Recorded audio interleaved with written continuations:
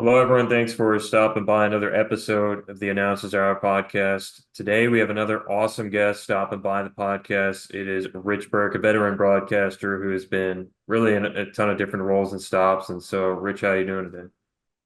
I'm doing great. I can remember 20 years ago they were describing me as a veteran broadcaster, and I'm like, no, I don't like that label. It makes me sound old. But now here, 20 years later, the label definitely fits. I would say so. You've got a ton of experience, and can you just tell us about the current roles that you're in and what all that entails?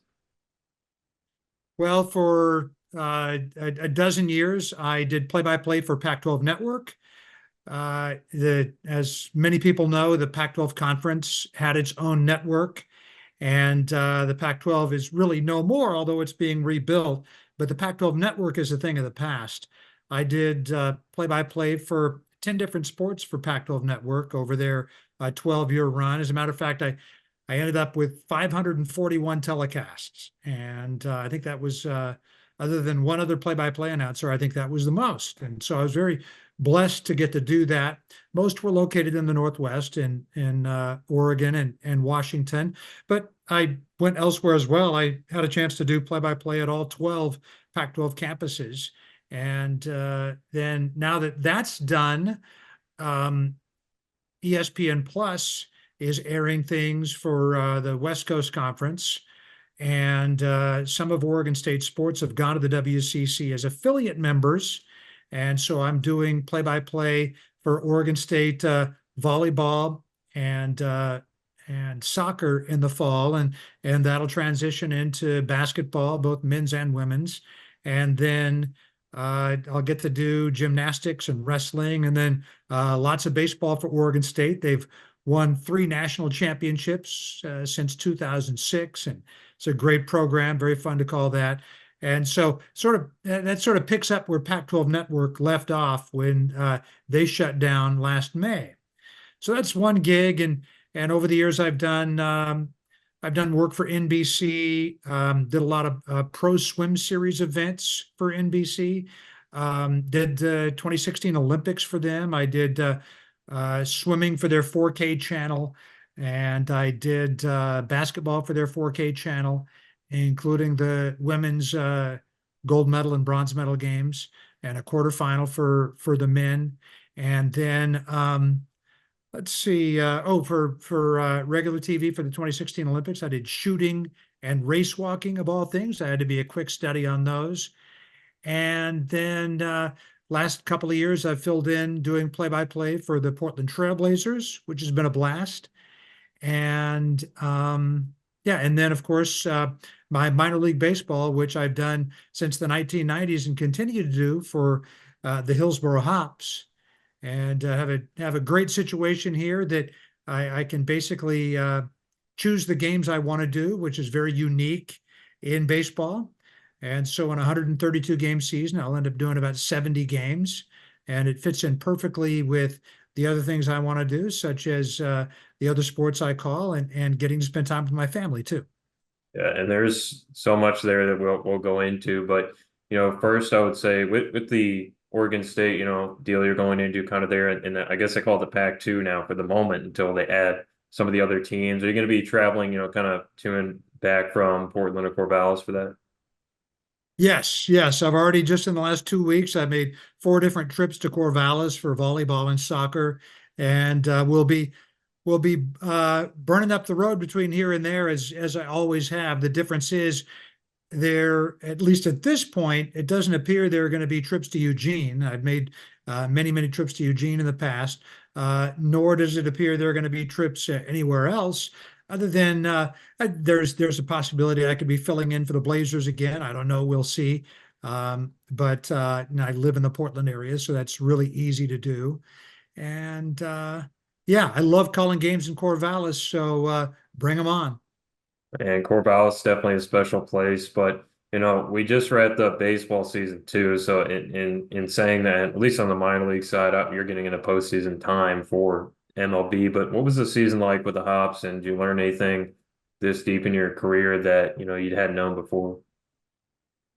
Did I learn anything this season that I didn't know before? Yes. Um, I haven't even added up how many years of minor league baseball play-by-play I've done. It's more than 25, but I'm always trying to get better. And um, I heard maybe, oh, it was probably 12 years ago now, a good friend of mine, a longtime broadcast partner with the Portland Beavers, Tim Haggerty, who the Portland Beavers were the Triple-A team affiliated with the San Diego Padres. And so I did Triple-A baseball for 10 years, 2001 to 2010. And then the team left town and went to Tucson for 2 years. They knew that was on an interim basis. And then they went to El Paso, where they have been ever since the 2013 season. And by the way, Tim Haggerty is their play-by-play announcer. He'd be an excellent resource for you to have on your podcast. Really, really well thought out, a technician on play-by-play, has great ideas. And one of the things Tim and I like to do is sit around after a game, have a cold one, and geek out on play-by-play philosophy. Like, what would you do in this situation? What have you learned? What's working for you? What's not? Tell me about your best call. Tell me about your worst call. What happened there? What was the reason why? And we just go into all these things, and we talk about others in the industry and what we've learned from them. And Tim told me way back in, I asked him about it this summer, way back in 2012, he told me that he had heard from somewhere that your baseball play-by-play is better if you don't use a defensive chart. And he had told me that, like I said, years ago, like more than 10 years ago. And it's been in my head ever since. I want to try that. And I never had until this summer. Now, I feel like I was listening to some, I was watching some TV games of the Portland Beavers, the Triple-A team from like 2008, 2009. So this is 15, 16 years ago. Like, and listening to my play-by-play. You know how a lot of times we can go back and listen to our own play-by-play and we think, man, that was not very good. I listened to those tapes from 15, 16 years ago, and I got to tell you, Patrick, I was bringing it. I mean, like, the guy I was listening to is really good, and I'm comparing him to the guy that I was this summer, and I didn't feel like I was quite as crisp with the play-by-play as I had been back then. And I almost feel like it was an extended slump. And so I thought to myself, okay, I'm going to give this a shot, not using a defensive chart. And I picked it up at the All-Star break. I didn't use a defensive chart the rest of the year, and it was gold, because I recognized that I got into a bad habit over the years of, even when the ball was lined over the shortstop's head and the center fielder and left fielder were chasing it down, I should be able to name all three players off the top of my head, even when they're players from my own team. But even though I knew who they were, I had that safety net, and so I was often looking down at it as I was calling the play-by-play, even though I didn't need to. And it led to issues. If the outfielder who picked it up bobbled the ball, I might miss it. If somebody rounded the base too far, I might miss it. And not very often, but enough that it bothered me. And so not using a defensive chart. Oh, and another thing, I always told myself that, okay, I'm going to spend 5 minutes before the game studying both defenses. And I have a method that I do to do that. I'll close my eyes in my own head. I'll picture a pop-up down the left field line with the third baseman, shortstop, and left fielder converging. And I have to mention all their names. And then there's one to shallow left center, shortstop, left fielder, center field, one to shallow center fielder, shortstop, second baseman, and all the way around the field, where this helps me memorize who the players are. So I told myself, okay, like at the beginning of a season, I would say to myself, I'm going to do that every game this year. But then you know how it is. It's before the game. You got your final prep. You got to beckon on the other broadcaster. There's a couple of things you don't understand about why hasn't this player played the last 4 games? And almost never would I study the defense like I wanted to. And then I would rely on the defensive chart. Whenever I did, the play-by-play was very good. But working without the defensive chart, working without the net, I was forced to know who those players were. And very seldom, I'd say once every 2 or 3 games, I wouldn't know who a player was. And so, and usually it would come to me during the course of the play, just not right when it was hit to him. You know, ground ball to third, throw to first. Jameson's throw is on the money, and they get him. So in the middle of the play, I named the player. It wasn't right at the beginning, but that only happened occasionally. Way more often than that. Almost every time I was right on top of the player. I never had to take my eyes off the field because there was no reason to. Right after I did this a couple of times, I found myself looking down at this blank chart. I'm like, oh, yeah, that's not there. There's no need to look down. And so I was right on top of it from the beginning, and my play-by-play was so much better because of it. And I got to thinking to myself, can you imagine doing a football game or a basketball game and in the middle of a play, looking down at your chart? You'd never do it, right? Because you'd be way behind the play and you'd miss so much. So why was I doing it in baseball? And I know other people do it too. Why do we do it in baseball when we would never do it in basketball or football? So this is a long story here. But so I went back and I told Tim that I was going to do this, and I reported back about 10 games later that it was doing great. I really enjoyed it. And so then we talked a couple of weeks later, and I asked him, hey, who'd you hear that from? And he said, Ken Korak, play-by-play announcer for the Oakland Athletics. I said, okay, yeah, great. I'm gonna call Ken. Ken and I have been friendly for a long time. And so I called him and I said, hey, I heard this thing a number of years ago. I just tried it this year. It's working great. Is it true that you're the one that suggested that you don't use a defensive chart in baseball? And he said, yes, that was me. And he got the idea from legendary A's broadcaster Bill King, who rarely used a defensive chart.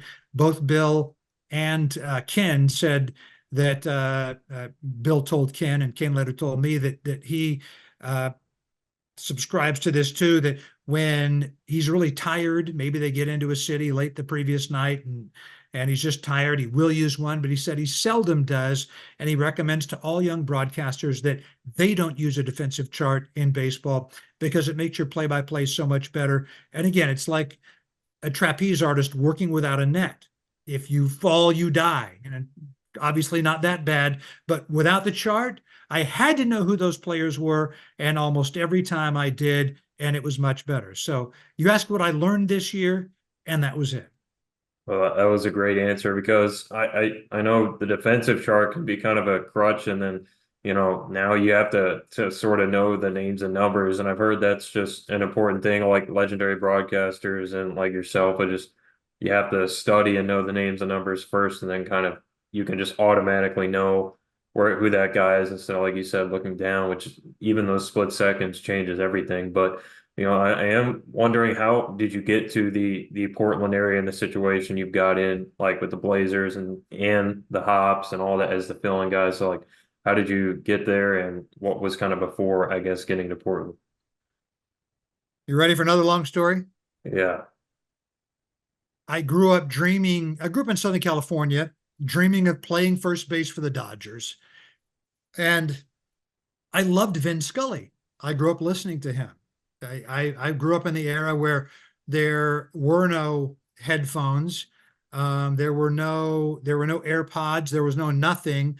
I still can remember when the first Walkman headset came out. It was revolutionary, and it had the little foam pads on it. I don't know if you've ever seen one. Probably a lot of younger people have only seen it when they've watched the Guardians of the Galaxy movies. But before that, it was just transistor radio. And I would put the radio under my pillow and I would listen to Vin Scully at night. And a lot of people in this industry grew up turning the sound down on the television and practicing play-by-play. I never did that. Probably would be better if I had, but I never did that.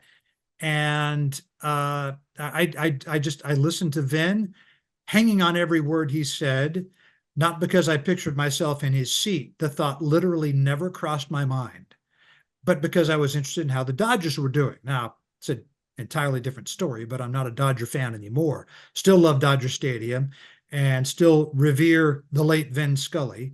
When he died a few years back, I dedicated an entire broadcast to him. There was some play-by-play that night, and mostly reminiscing about him and what he had meant in my life. And I had the chance to meet him and interact with him for a couple of days one time, and that was great.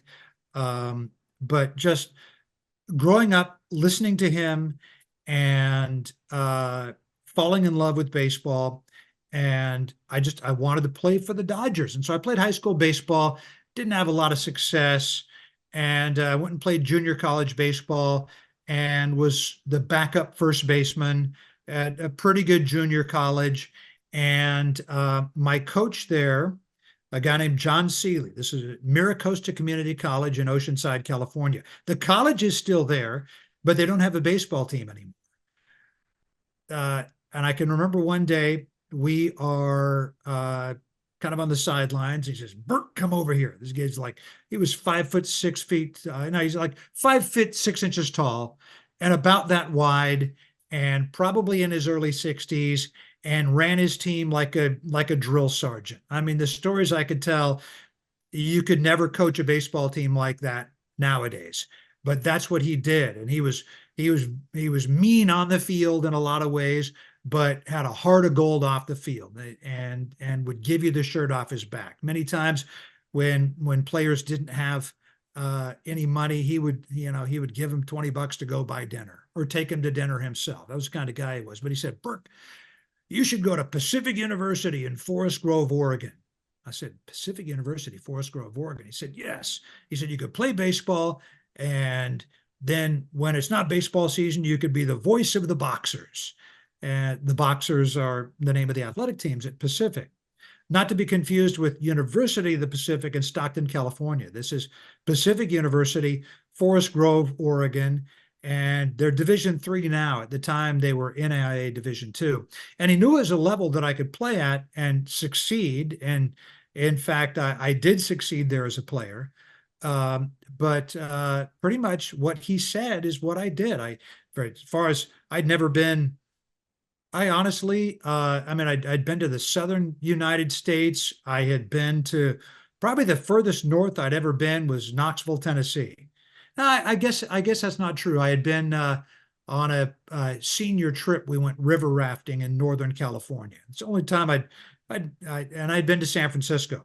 Only time I'd been north of San Francisco was that river rafting trip after my senior year of high school. So I'm in junior college. It's like, you should go play baseball in Oregon. I'm like, Oregon? Sounds like the end of the earth.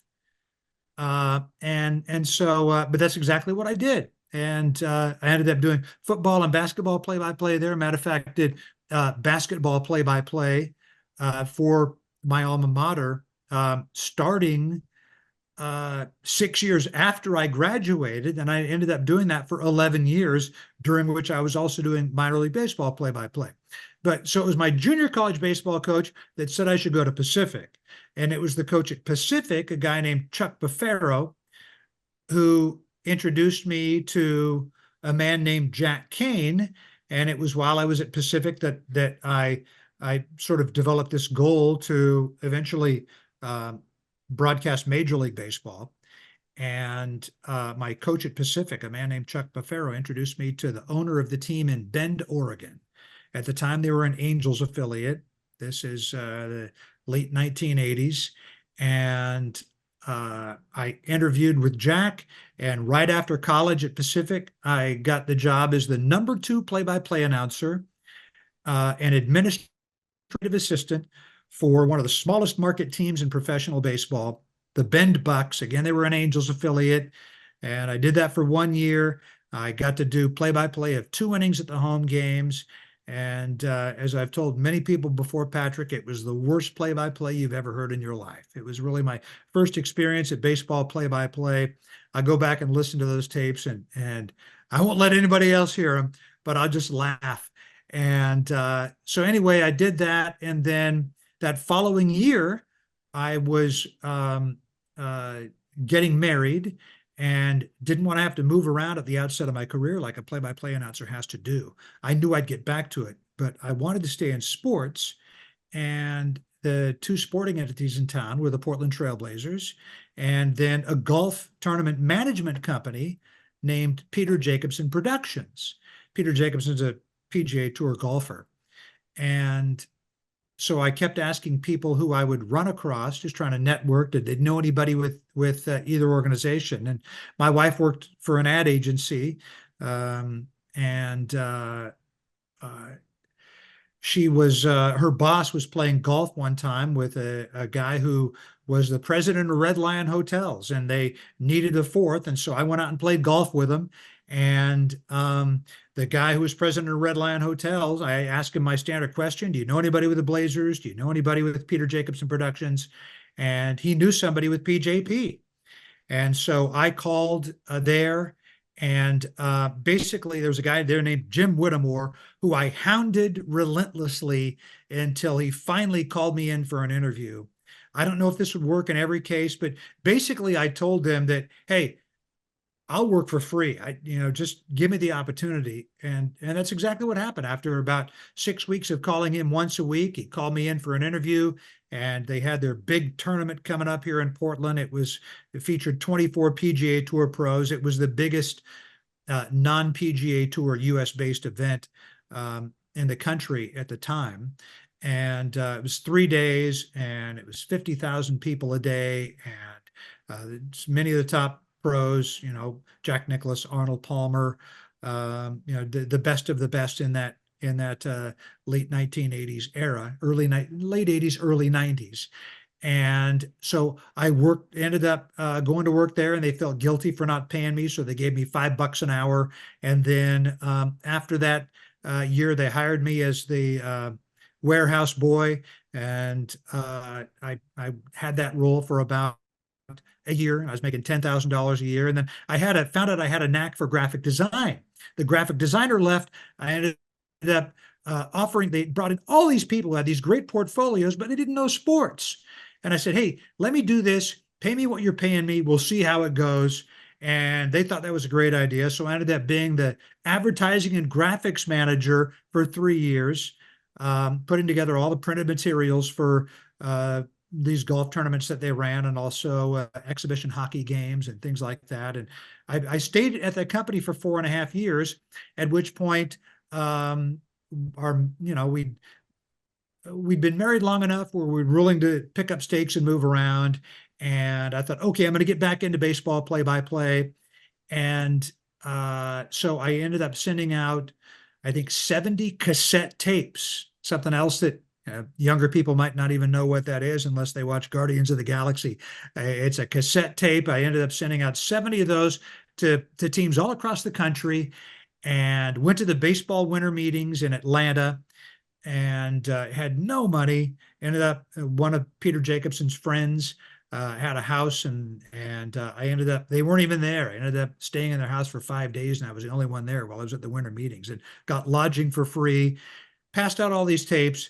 Ended up that, and by the way, while I was working for Peter Jacobsen Productions, I ended up putting a package together on the local sports radio station. It was the first sports radio station in Portland, and one of the first in the entire country. It's KFXX 1080 here in Portland, who they're still in existence as a sports radio station, but they were one of the first. I approached them and said, hey, I'd like to do some baseball play-by-play. I want to put the University of Portland baseball games on the air. Can't remember how I got involved, how I knew anybody there with the Portland Pilots baseball team, but somehow I got the opportunity to represent them. And I don't know that their games had ever been on the radio before. And so while I was working for the sporting management company, I put together this package and sold the advertising, and got to do, I think I did it for 3 years, anywhere between 5 and 15 games. And so that was, and during that, and I was also practicing baseball play-by-play off the TV, and going to the old Triple-A. There had been a previous incarnation of Triple-A baseball in Portland, a previous version of the Portland Beavers, and I would go sit in the stands and practice play-by-play into my tape recorder. So I had gotten substantially better at baseball play-by-play before I was looking for a job again. And then prior to the 94 season, I told you I went to the winter meetings, sent out the 70 cassette tapes, and lo and behold, my boss in Bend from 6 years before that was looking for a play-by-play announcer, this time a number one play-by-play announcer. And so I got that job. And it all shows. The first time I worked for him was not a great experience, but I left on good terms. And that's a good, I think that's a good lesson, that even if it's not a great experience, leave on the best terms you can, because you never know when that company is going to need somebody else, when people who are working for that company are going to need somebody and they're somewhere else. Leave on the best terms you can, even if it's not a great situation. So I ended up going back there, this time as the number one guy. The situation was much better. And that was 1994. This time they were a Rockies affiliate, the Bend Rockies. And so the sporting event management company that I had worked for was in Portland, or actually Beaverton, not far from the Nike headquarters, not far from our college campus, and not far from the apartment where my wife and I lived. And so Bend is about a 4-hour drive away. So in the summer of 94, I went to Bend, and while my wife stayed over here, and did play-by-play for that short season Class A ball team in the Northwest League. Well, the previous year, it's amazing how things work out. The previous year, the Triple-A team in Portland that I had talked about, the previous incarnation of the Beavers, had left and gone to Salt Lake City. And so there was no baseball in Portland. And my boss with the Bend Rockies was working with the National Association to try to get the rights to the Portland area. National Association runs all of the affiliated minor league teams, or did at the time. And they gave him the right to the Portland market. Well, there was a startup independent baseball league that was trying to get its legs underneath it at the time. And so the Portland City Council had a vote to decide, were they going to go with the Bend Rockies and Jack Kane, the Portland native, or were they going to go with this independent baseball team that was just starting out? And I think by one vote, they gave it to Jack. If the vote had gone the other way, who knows where I'd be right now? Probably not sitting here at this table in Hillsboro, Oregon. But the vote went that way. So Jack, 1 year after I got back into play-by-play and was commuting, basically, I would come home occasionally before the season started, and then my wife would come over there once the season started. So I was away from home. Once that he got the rights to move his team here, lo and behold, I was getting an opportunity to do play-by-play in the market where I lived. And then short season A ball came here and to Portland. They were the Portland Rockies, and they existed from 1995 to 2000. And they were so successful that Triple-A baseball wanted back in. Another ownership group bought the team in Albuquerque and moved them up here. And then I did Triple-A baseball for 10 years. So I worked my way up the baseball ladder and never had to move. At some point in there, we had kids, and I shifted my goal from doing Major League Baseball play-by-play to doing play-by-play at the highest levels anywhere I could while living here, because we love this area. And a guy named Merritt Paulson bought the Portland Beavers, owned them for their last 3 years, 2008, 2009, and 2010. And he's was a former executive with NBA TV and HBO On Demand. And he knew the importance of getting his product on TV. So we'd had a few Triple-A baseball games on TV during my first 7 years there. But during the last 3, we had a 20-game package each year on the same network that carried the Seattle Mariners, FSN Northwest, which during that time became Root Sports. And I'd been trying to get on board with them for years with very limited success. And they didn't want to use me. They wanted to use their own guy, a guy named Brian Davis, who did Sonics play-by-play and then went on to do play-by-play in Oklahoma City and is very good. They wanted to use him, and Merritt Paulson put his foot down and said, no, I want to use my guy, meaning me. And he didn't have to do that, but he did. And so I got to do play-by-play for all of those games every year. And a few games in, it turned out that people with FSN Northwest liked me.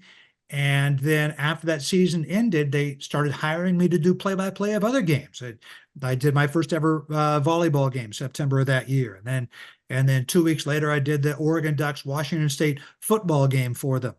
in Pullman. And then I did a ton of basketball that winter, and that just really started the opportunity to do TV play-by-play. And now I've done more than 750 televised play-by-play events since that first one, April 3rd, 2008, with the Portland Beavers.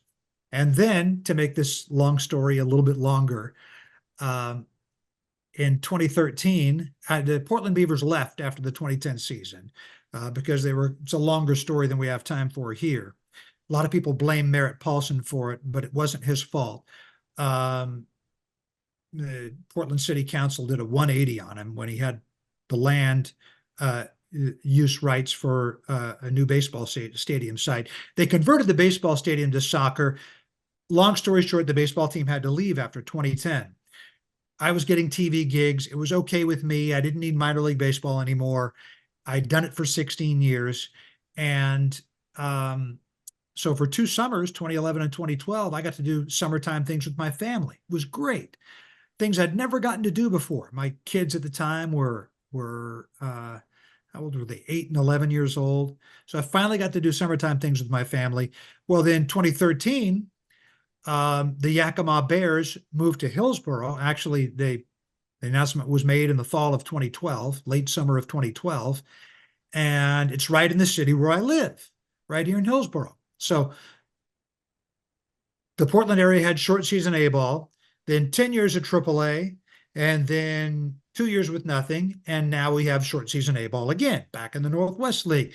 It was the Hillsboro Hops and still is the Hillsboro Hops, but they're the Portland area's team because there's no other affiliated team anywhere close to here. Closest one now would be Eugene, which is 2 hours away. So it's the Portland area's team. But the thought of doing their play-by-play never crossed my mind. It was short season A ball. I'd done 16 years of minor league play-by-play. I was right here in the town where I live, but I thought, great, I'm going to take my family to games. We'll have a blast. Thought of doing their play-by-play never crossed my mind. For one thing, that year, the season literally began the day after my kids got out of school and ended the day before they went back. And so, yeah, I just, yeah, again, the thought never crossed my mind. But then I get a call from them, the president and general manager, K.L. Wambacher, and he said he keeps hearing from people that you got to have Rich Burk do your play-by-play. You got to have Rich Burk do your play-by-play. I think they were wearing him out. And so he scheduled a meeting with me. We went to lunch and figured, why not listen to what he has to say? And so he offered me their play-by-play job. And I said no. And he said, why? And I explained it to him just like I did to you. And he said, okay, I understand that. All right, thanks. You know what? Let me get back to you. And so we left lunch. He called me a couple of days later and he said, Rich, how about if we're flexible with your play-by-play? And I said, well, what do you mean? He said, you pick and choose the games you want to do and find somebody else to do the rest. I'm like, how could I turn that down? I get a chance to do some baseball play-by-play in a ballpark where I don't even have to get on a highway. I don't have to go to downtown Portland, which, by the way, I loved, but still the commute could be challenging at times. But it's right here in Hillsboro, surface streets. It's like I said, 5 miles from my home.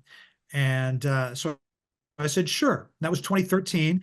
And it's been that way ever since. There's a local guy here named Matt Rickert, who you've met, who's very good, who, and yet, doesn't have this huge ego, doesn't want to take over. So Matt and I have been a team since day one.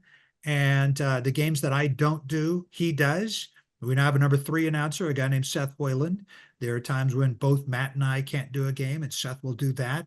And then, we're working it so that Seth gets at least one road trip on his own. When we started, there was 76 games, and since 2021, there have been 132 games. So we have plenty of inventory. And so it's a fantastic situation. I can't imagine being anywhere else. Now, I hear announcers in the big leagues, and I think to myself, it would be fun to be there. I was at Fenway Park a few weeks back, and I'm just looking around like, just to come through here for a series with the visiting team would be fantastic. But would I trade that for the time I've gotten to spend with my kids when they were growing up? They're 21 and 24 now. No way possible. I dreamed for years of doing Major League play-by-play, and I'm so glad I didn't get the gig. I was close a few times, but I can't imagine being in a better spot than I am right now. Well, and that was a great answer, I think, Rich, as you detailed about so many of the ways that you came up through this industry. And I think, most importantly, definitely covering, all the stuff you had to do in terms of like, being humble about basically getting not paid or just practicing and actually really loving the craft. Because I know we've had a lot of that. That's just something that's been echoed throughout, the guests we've had that say you got to be willing to pretty much do anything to be able to advance in play by play. So, along that long journey that you've been on, I mean, is there any announcers that you have met or recommend people to look up to that have taught you, personally a lot of what you know behind the mic? Oh yeah, that's a good question. Um, like I said, I grew up listening to Vin Scully, and just the way he went about his business was incredible. The way he constructed sentences, the fact that he so seldom stumbled over himself. I mean, it almost never happened. I can hardly get out four sentences sometimes, it seems like, without stumbling on something, and he almost never did that. Uh, yeah. Uh, these days there are many, many good ones out here. I consider the best local announcer here in the Pacific Northwest to be the baseball, basketball, football announcer on radio for the Oregon State Beavers, Mike Parker. Now, full disclosure, Mike's one of my best friends, but he's just superb at everything he does. Yeah, and Mike is a guy that I met along that West Coast League trail, and his work basically with Corvallis and the Knights. So he does a great job and gets really all the sports for the full season once you consider that going on as well. And in your time, have you ever made like a big mistake either choosing a job or like on on a broadcast, and then how do you bounce back if that's ever happened, or and if it's something not too either embarrassing or terrible to share? um, yeah, I can't think of about the only thing I can think of was when I did play-by-play in the American Basketball League in the late 1990s. The ABL was um, one of the first women's basketball leagues. It came out about the same time as the WNBA, and they were competing leagues. And there was a team in Portland called the Portland Power, and I did their play-by-play, I think, for their first season, and felt like I'd really done well. And after that year, they decided they were going to go in a different direction with somebody else. And it's one of the few times when I haven't been asked back. And so that was really disappointing. I don't feel like it was a mistake. It was probably a mistake for the guy who succeeded me. When they decided they were going to go in a different direction, they brought in somebody else. Halfway through that season, the league folded, and I don't know if he ever got paid. I know months afterwards he hadn't yet gotten paid, so I don't know if he has yet. So again, I don't know if that was so much a mistake more than just a disappointment. Yeah, for sure. And I know I asked that because I know we've had a couple of guests that have highlighted some experiences that were definitely interesting, and I know we've talked about being humble and basically taking what you can get. But there's also, I guess, a fine line, I'm sure, between people like for that example, if the league folded and you don't even get paid, I couldn't imagine being there if that was the case. So, and on the whole, like sports approach, I know you've done like Olympics and stuff. So, what was that like? Because not a lot of people at all get to do that. It was an incredible experience, and I'll get to that, but I want to go back to something you said before. I think one of the most important things for people in our industry, and it's often overlooked, is be easy to work with. Of course, there are legendary stories out there about icons in our industry who were not easy to work with, but I just think there's so much competition for jobs these days. Unless you're unbelievably good, you better be easy to work with. So I think that's so important. Get to know the people around you.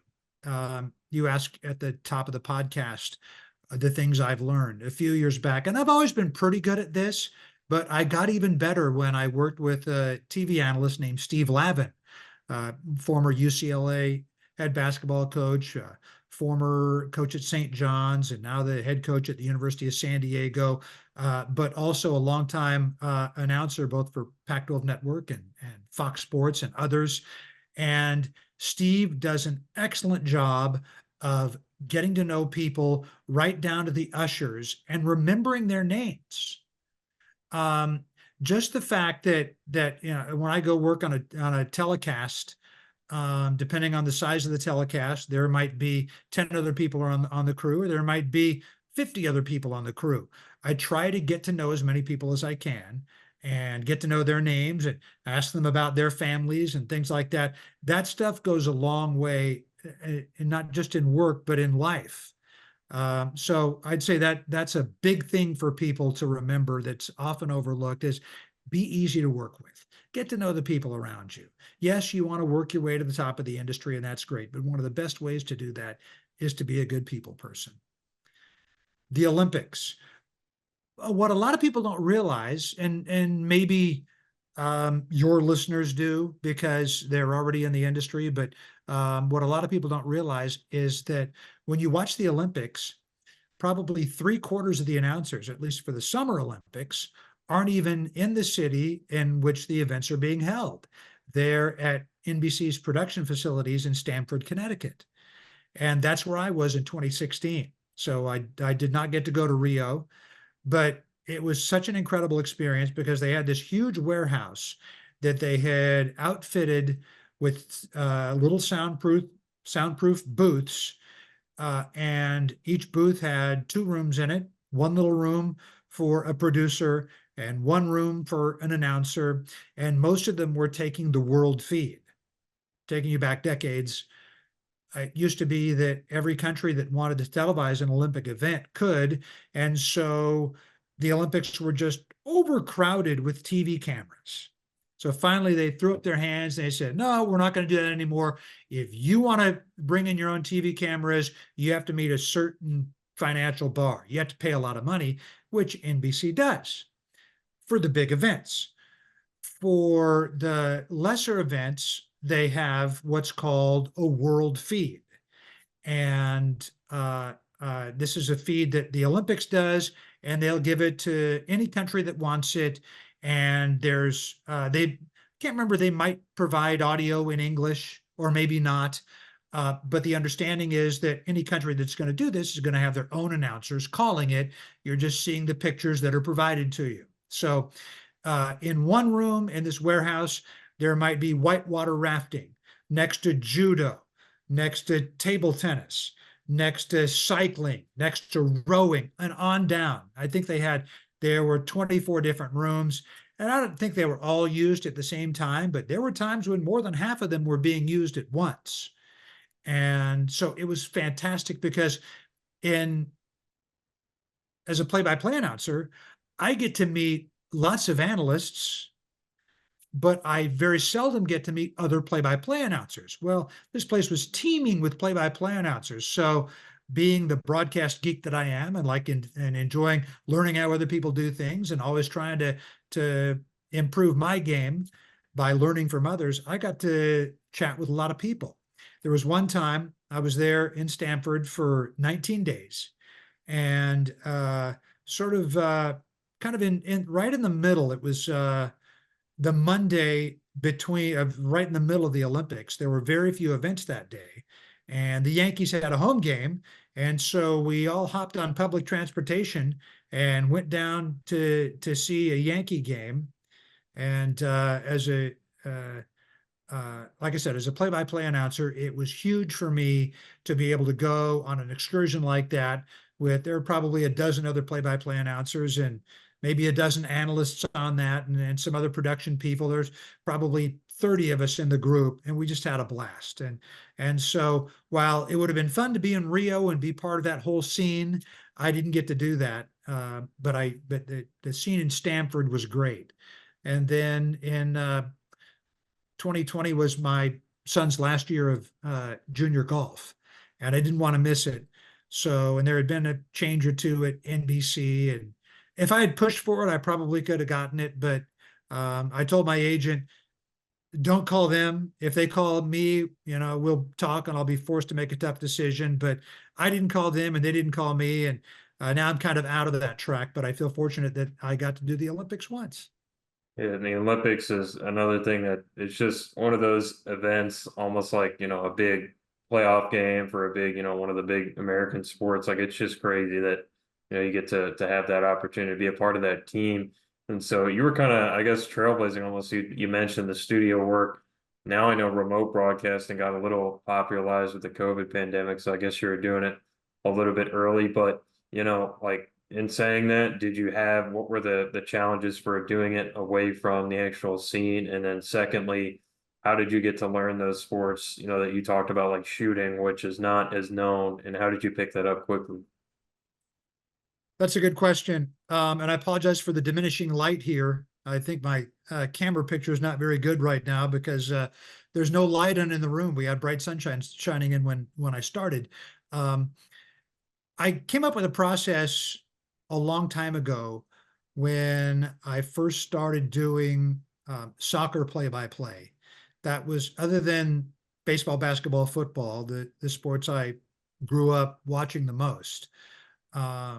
When I started doing soccer play-by-play, I felt like I needed to develop a process to do it. And so what I would do is I would ask people in the who knew soccer well, hey, who are the good play-by-play announcers?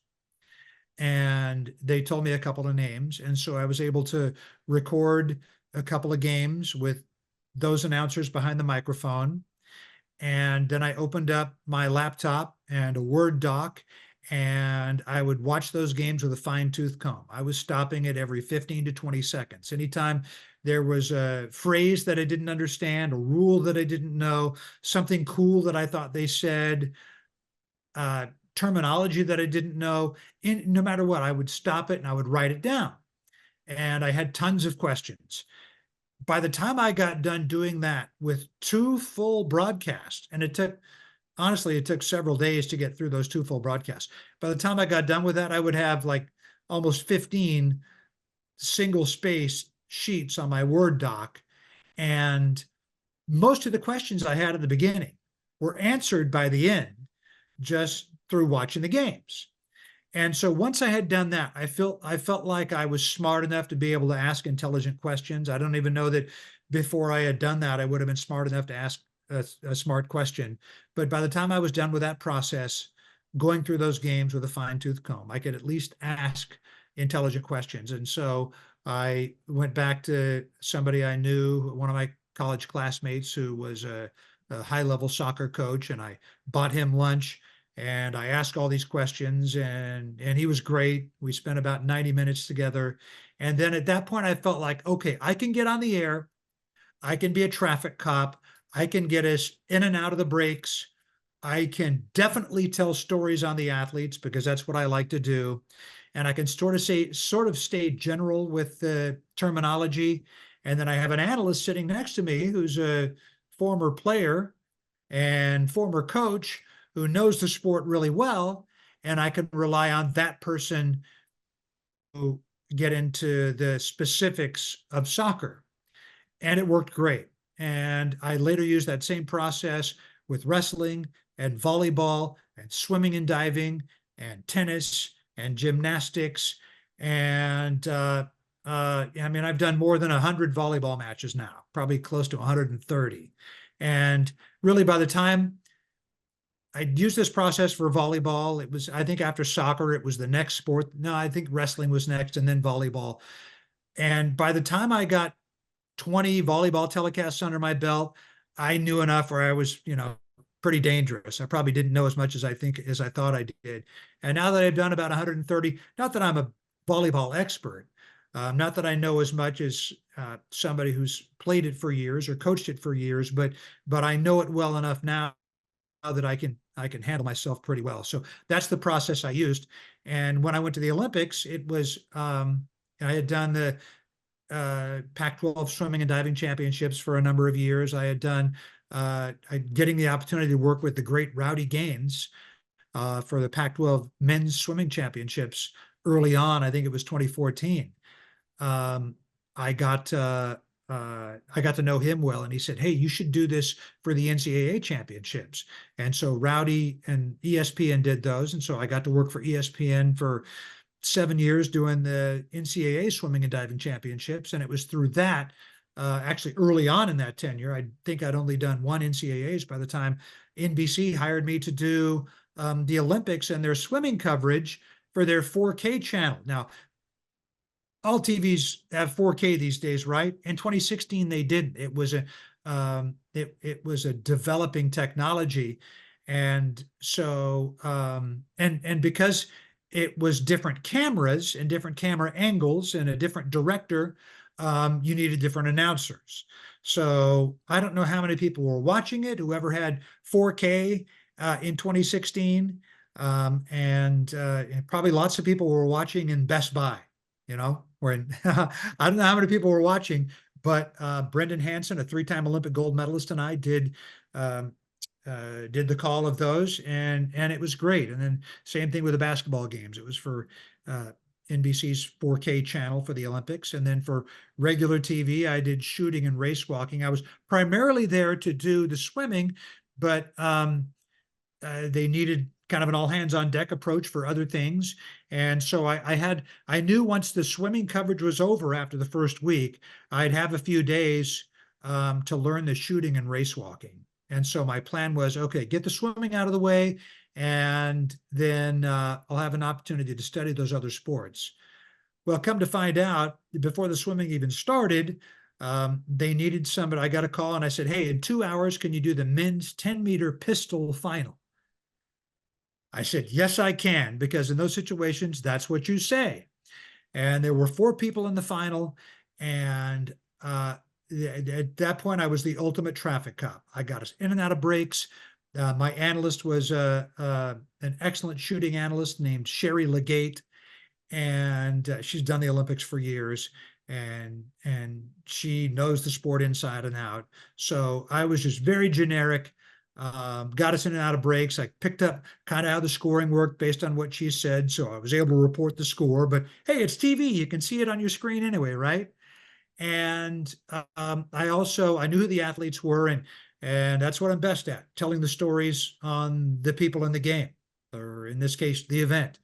And I just happened, NBC provides you, everybody thinks play-by-play announcers are just fed constant information. People not in the know, and they think the broadcasters at the highest level are fed all the information they're given. That's not true, even at the highest levels. Al Michaels, Mike Tirico, Joe Buck, Dan Hicks, they're not fed information. They're studying these things themselves. That's how they come up with these things, because the study they put in. And so NBC provided this thick book, like 300 pages, with information on every nation in the Olympics. One of the 4 athletes that I covered in that shooting event was from Vietnam.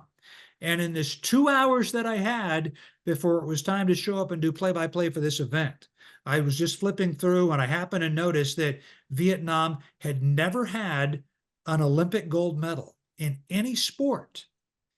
Lo and behold, 3 hours later, this Vietnamese guy wins Olympic gold. And because I just happened upon that nugget, I was able to say it's the first ever Olympic gold medal in any sport for the nation of Vietnam. And at least in the Summer Olympics, I don't know about the winter. And so it kind of worked out. So normally I have a longer process. That time I only had 2 hours, but you can still do it, especially if you have a knowledgeable person sitting next to you who's the analyst, and then you just kind of ride their coattails.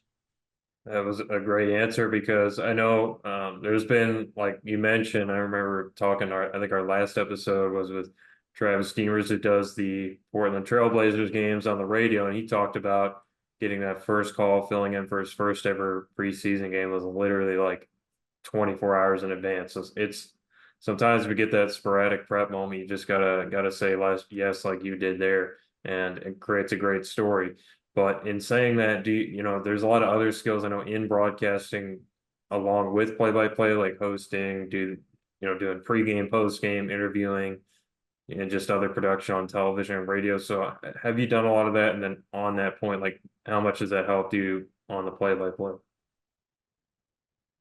I have done a lot of the other things. Obviously, interviewing done for decades. I did and I'm still sometimes doing pregame interviews on radio for baseball games. So I've done thousands of those and many TV interviews both in game and post game, and have had to learn to way back when I had to learn to the technical aspects of the equipment, and it's best for somebody at the lower levels to know that as well as they can, because there's always going to be technical issues from time to time, and they'll need to know how to deal with those.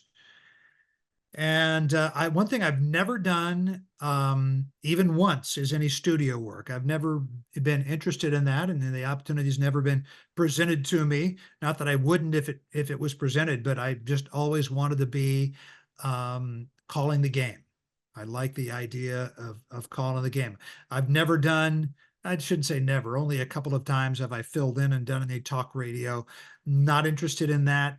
Um, there are some talk radio hosts that are very good and I will listen to, but there aren't many of those. It's just not a medium that I'm interested in very much, and so I certainly wouldn't want to be on that end of things.